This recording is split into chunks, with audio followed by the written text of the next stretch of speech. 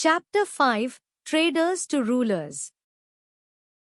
Part 2, The Carnatic Wars and Rise of Robert Clive. Welcome back, students. In Part 1, we learned how the English East India Company established itself in India. Now we'll explore the Carnatic Wars between the English and French and understand how these wars led to English dominance in southern India. We'll also learn about Robert Clive, whose military successes made him a key figure in establishing British power. The First Carnatic War. The First Carnatic War was fought from 1744 to 1748. Interestingly, this war in India was connected to a war in Europe. England and France were fighting in Europe in the War of Austrian Succession. This European conflict spread to India, where both nations had trading companies. The war began when the French attacked Madras, an important English trading post, and captured it in 1746. The English were shocked and humiliated by this defeat. However, the war in Europe ended in 1748 with the Treaty of Aix-la-Chapelle. According to this treaty, Madras was returned to the English in exchange for a French fortress in North America that the English had captured. The First Carnatic War didn't decisively favor either side, but it showed that European military techniques and discipline were superior to traditional Indian warfare. Both companies realized that military power could bring political control and greater profits. The Second Carnatic War. The Second Carnatic War lasted from 1749 to 1754. This war arose from succession disputes in two South Indian states, Hyderabad and the Carnatic. The Carnatic was a region under the Nizam of Hyderabad's control, but local governors had considerable independence. When succession disputes arose, both English and French companies supported different claimants to the thrones, hoping to gain influence. The French supported Chanda Sahib for the Carnatic throne and Muzaffar Jung for Hyderabad. The English supported Muhammad Ali for the Carnatic and Nasir Jung for Hyderabad. Initially, the French were very successful. Their candidates gained power in both states. The French General Dupleix was brilliant at combining military force with diplomacy. French prestige rose dramatically. It seemed the French would dominate southern India. However, the situation changed dramatically due to one man, Robert Clive.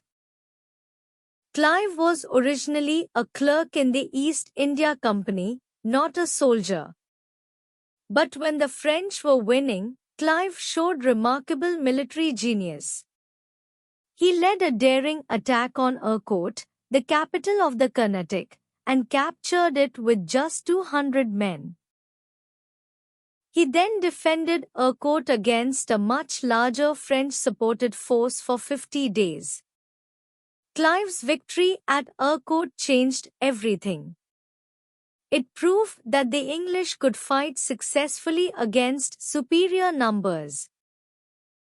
It raised English prestige while damaging French reputation. Muhammad Ali, the English candidate, eventually became Nawab of the Carnatic. Clive rose to fame after his success in the Second Carnatic War. The Third Carnatic War. The Third Carnatic War occurred from 1758 to 1763.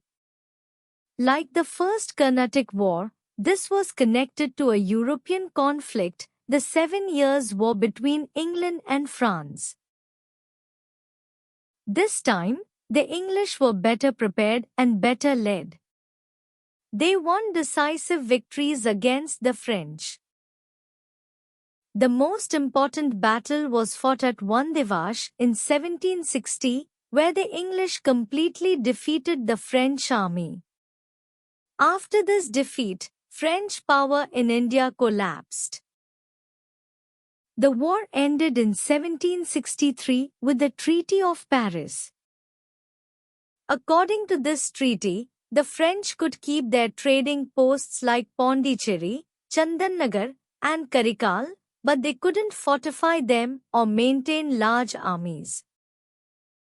The French were effectively eliminated as a political power in India, though they continued trading. The English became supreme in southern India. From this base, they would gradually expand their control over the rest of India. The elimination of French competition was crucial. Without a European rival, the English could focus on conquering Indian states. Significance of the Carnatic Wars. The Carnatic Wars had immense significance. First, they established English military superiority over the French in India. Second, they showed that small, well-trained European armies could defeat much larger Indian forces. Third, they demonstrated that political power could be gained through supporting friendly rulers and overthrowing hostile ones. Fourth, they gave the English control of strategic areas in southern India. Fifth, they proved that trading companies could become political and military powers. Most importantly, these wars showed Indian rulers the danger of European involvement in their affairs. Unfortunately, most rulers didn't learn this lesson. They continued making alliances with the English against Indian rivals, not realizing they were helping their future conquerors. Robert Clive's rise. Robert Clive emerged from the Carnatic Wars as a hero. He had shown that the English could win against superior odds through courage, strategy, and determination. His successes made him famous in England and gave him enormous influence in the company.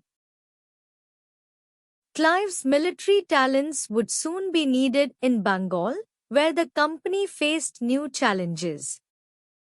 The Nawab of Bengal was growing hostile to English activities.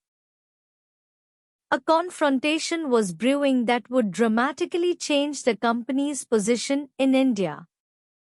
Clive would play the central role in this confrontation, leading to the Battle of Plassey in 1757. Conclusion of Part 2. The three Carnatic Wars between 1744 and 1763 resulted in English victory over the French. The French were eliminated as a political threat, though they kept trading rights. Robert Clive rose to fame through his brilliant military successes. English prestige and power grew tremendously.